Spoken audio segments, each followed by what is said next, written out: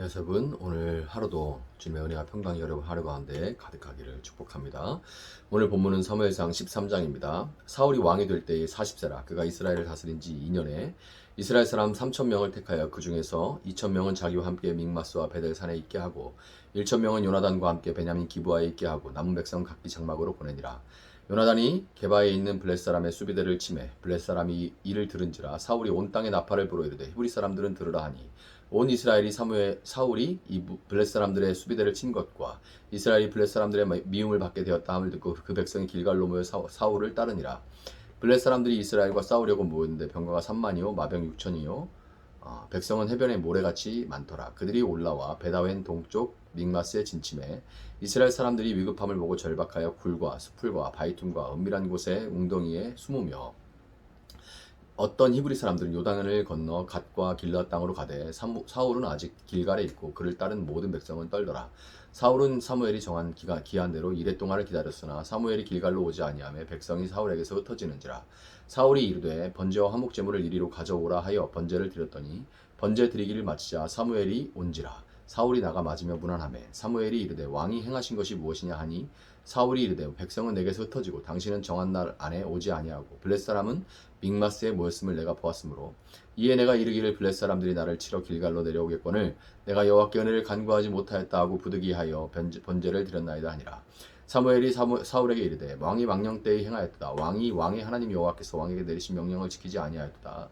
그리하였더라면 여호와께서 이스라엘 위에 왕의 나라를 영원히 세우셨을 것이거늘 지금은 왕의 나라가 길지 못할 것이라. 여호와께서 왕에게 명령하신 바를 왕이 지키지 아니하였으므로 여호와께서 그의 마음에 맞는 사람을 구하여 여호와께서 그를 그의 백성의 지도자로 삼으셨느니라 하고 사무엘이 일어나 길갈에서 떠나 베냐민 기브아로 올라가니라. 사울이 자기와 함께한 백성의 수를 세어보니 600명 가량이라. 사울과 그의 아들 요나단과 그들과 함께한 백성은 베냐민 게바에 있고 블렛 사람들은 믹마스에 진쳤더니 노략군들이 세대로 블렛 사람들의 진영에서 나와서 한 대는 오브라 길을 따라서 수알 땅에 이르렀고 한 대는 베드론 길로 향하였고 한 대는 광야 쪽으로 스보임 골짜기가 내려다 보이는 지역 길로 향하였더라. 그때 이스라엘 온 땅에 철공이 없었으니 이는 블렛 사람들이 말하기를 히브리 사람이 칼이나 창을 만들까 두렵다 하였습니다.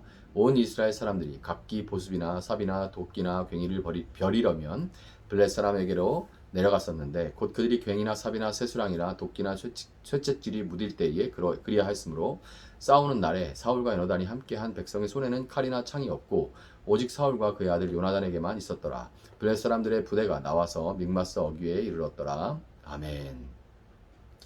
자, 사울이 이스라엘의 왕이 되어서 통치한 지 2년여의 시간이 흘렀습니다. 사울은 암몬과의 싸움에서 거둔 승리를 통해서 이스라엘의 공식적인 왕으로 인정받을 수가 있었지만 사실 이 사울의 재위기간 내내 이스라엘을 괴롭혔던 것은 그가 속한 베냐민 기브아 땅에서 서쪽으로 멀지 않은 곳에 자리 잡은 블레셋 족속이었습니다.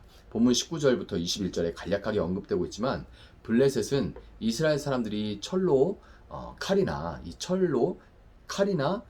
창을 만들까 두렵다 하여 이스라엘 땅에 철공을 두지 못하도록 견제했고 그로 인해서 이스라엘은 농기구를 입수하고 사용하는 데 있어서도 블레셋의 기술에 의존해야만 하는 그런 상황이었습니다. 해양 민족이었던 블레셋은 철기를 다룰 줄 아는 기술로 인해서 정착한 그 서쪽 해안 지역에 급격하게 세력을 키우고 넓힌 확장한 그런 민족이었기에 그 자체로도 이스라엘의 큰 부담이었지만 농기구의 날을 가는 일조차도 블레셋의 도움을 받아야 하는 처지는 당연히 계속해서 돈이 나가겠죠. 그래서 재정적으로도 이스라엘의 큰 부담이 될 수밖에 없었고 결과적으로 두 나라 사이의 갈등은 피할 수 없는 것이었습니다. 국경을 중심으로 크고 작은 분쟁이 끊이지 않았는데 사울은 아들 요나단과 함께 이 끊이지 않는 분쟁으로 인해서 기브아를 거점으로 3천여 명의 국경 수비대를 만들어서 운영을 한 것 같아요.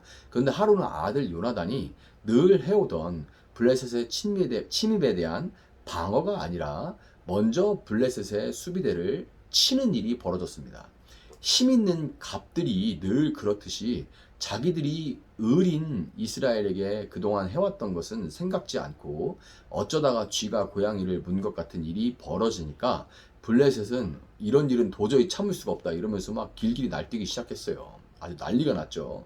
화가 바짝 오른 그들은 이 기회에 이스라엘에게 자신들의 압도적인 힘을 확실하게 보여줘서 다시는 언감생심 감히 대든다는 생각조차 못하게 본때를 보여주겠다 하는 이런 요량으로 어마어마한 병력을 이끌고 침공을 시도하는데요.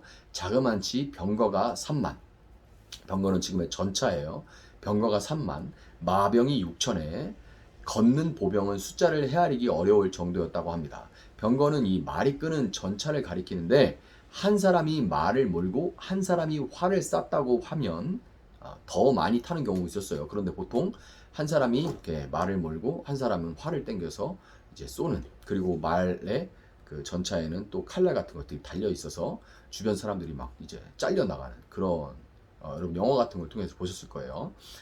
이렇게 만약에 그런 병거였다고 하면 병거에 탄 병거병만도 6만에 이르는 거예요. 숫자가 어마어마한 병력이죠. 블레셋의 이 침략에 사울은 나팔을 불어서 온 이스라엘에 출전을 명령하는데요.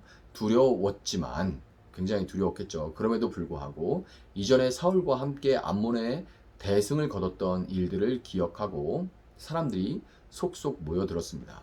그런데 추억은 과거죠. 과거고, 과거는 현재의 두려움을 물리칠 온전한 힘이 없기 때문에 사울 곁에 모였던 사람들은 막상 블레셋과의 병력과 번쩍번쩍하는 철기, 산이 떠나갈 것 같은 굉음을 내며 달려가는 그 병거의 무리를 보고 아주 혼비백산을 해서 뿔뿔이 흩어져 숨기 시작했습니다. 심한 사람은 서쪽 지중해 연안에서 쳐들어오는 블레셋에 놀라 이스라엘의 동쪽 끝인 요단강을 건너서 갓과 길르아 땅까지, 쉽게 말해서 이제 서산 태안 이쪽에서 울진 삼척까지, 동해안의 울진 삼척까지 도망을 갔다는 건데, 이렇게 꽁지가 빠지게 도망친 걸 보면 이스라엘이 블레셋을 보고 얼마나 놀라고 무서웠는지 충분히 짐작이 갑니다. 이런 상황에 전쟁을 앞두고 하나님의 보호와 인도하심을 구하기 위해서 번제와 화목제를 드릴 사무엘은 일주일 동안 기다리라고만 합니다. 일주일 동안 기다리래요.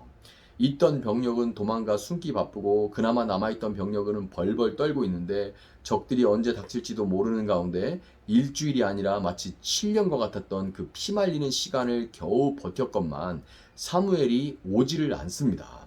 더 이상 버티지 못한 사울은 번제와 화목 제물을 가져오라고 해서 자기가 직접 번제를 드려버리고 말았고, 그가 번제 드리기를 마쳤을 때 사무엘이 그때 도착을 합니다. 사울이 직접 번제를 드렸다는 것을 알게 된 사무엘은 불같이 화를 내고 본문 13절에서 볼 수 있듯이 왕이 망령되이, 좀 심하게 말하면 왕이 분수를 알지 못하고 경거망동했기 때문에 왕의 나라가 길지 못하고 하나님께서 그의 마음에 맞는 사람을 구해서 새롭게 이스라엘의 왕으로 세우실 것이라는, 이 사울은 도저히 감당할 수 없을 만큼 무시무시한 말들을 이 사무엘이 쏟아놓습니다. 아니, 이게 실제로 약속한 날을 넘긴 것은 아니지만, 일주일 넘긴 건 아니지만, 그래도 일주일이 됐는데도 안 오니까 늦은 거는 사무엘이고, 다른 이방신에게 제사를 드린 것도 아닌데 우상 숭배를 한 것도 아니죠. 근데 뭐 때문에 이렇게까지 화를 내고 또 왕권까지 넘기겠다고 하는지 납득이 쉽게 안 갈 수 있지만, 사울의 행동은 그가 이미 이스라엘의 왕좌에 하나님이 아닌 스스로를 앉혔다는 것을 보여주고 있다는 것을 우리가 알아야 됩니다. 그는 이스라엘의 왕이었지만 정작 그가 마음을 쓴 것은 그 곁에 모인 사람들의 숫자와 그들의 이 사울에 대한 태도였습니다. 거기에 사울이 온 마음을 다 쏟았어요. 그를 택하여 이스라엘의 왕으로 세워주신 분은 하나님이고, 지금 그의 곁에 있는 사람들은 오히려 처음에는 그를 반대하기도 했었죠. 그런데 이제 이 하나님을 떠난 사울은 그를 왕으로 만들어주는 존재가 그에게 지금 힘을 실어주고 있는 사람들이라고 여기게 됐던 거예요.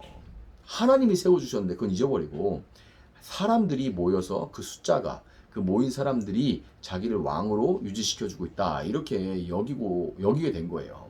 하나님을 떠나니까 자유로워진 것이 아니라 오히려 이 사람들의 여론에 종이 되고 만 거죠. 하나님의 뜻만 따라가면 됐었는데 이제는 모든 사람들이 말하는 그 사람들의 여론에 매여서 그 여론의 종이 돼버리고 말았던 거예요.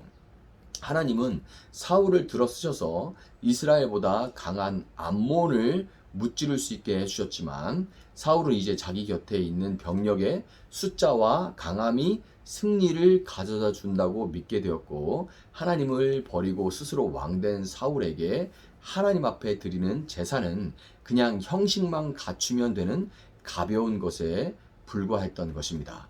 결국 사울이 버림받은 것은 단순히 사무엘 대신 제사를 드렸기 때문이 아니라 제사 한번 뭐 사무엘이 드려야 되는데 사울이 드렸다 이렇게 해서 이제 쫓겨난 것이 아니라 왕으로서 버림받은 것이 아니라 사람들이 자신을 떠나는 것을 하나님이 자신을 떠나는 것보다 더 크고 무겁게 보는 그의 마음 때문에 결국에는 왕으로서 버림받게 된 거고 이스라엘의 왕이신 하나님은 사울이 아니라 당신의 마음에 합한 왕을 세우시기로 이 일을 통해서 결정하게 됩니다. 여러분 우리가 하나님을 우리의 왕으로 인정하고 살아가는지 예수님을 진정 나의 주인으로 믿고 살아가는지는 우리 삶에 불쑥불쑥 찾아오는 어려움을 겪을 때 드러납니다. 참으로 어둡고 힘든 이때를 살아가면서 내가 진정으로 주인 삼은 것은 무엇인지 여러분 한번 살펴보시고 두렵고 답답한 가운데 사람이 할 수 없는 이때가 오히려 하나님의 일하심을 볼 수 있는 때라는 것을 선포하고 하나님의 때를 기다림으로 그분을 왕이요 주인으로 고백하며 살아갈 수 있는 여러분들이 될 수 있기를 예수님의 이름으로 축복합니다. 잠시 말씀 붙들고 기도하도록 하겠습니다. 사랑하시는 하나님 감사합니다. 오늘도 붙들고 살아갈 수 있는 말씀을 허락하여 주시니 참으로 감사합니다. 하나님, 우리가 정말 하나님 말씀으로 우리가 하루를 온전히 살아갈 수 있도록 지혜와 명철로 함께하여 주시고 이 말씀이 우리 마음 가운데 온전히 하루 가운데 생각나게 하셔서 우리의 걸음걸음을 말씀의 인도를 받아 살아갈 수 있도록 주님 도와주시기를 원합니다. 교만치 않게 하시고 겸손히 하나님 말씀에 순종할 수 있는 저희들 될 수 있도록 하나님 함께하여 주시옵소서. 감사하며 예수님의 이름으로 기도합니다. 아멘. 오늘 주신 말씀 붙들고 계속해서 기도합니다.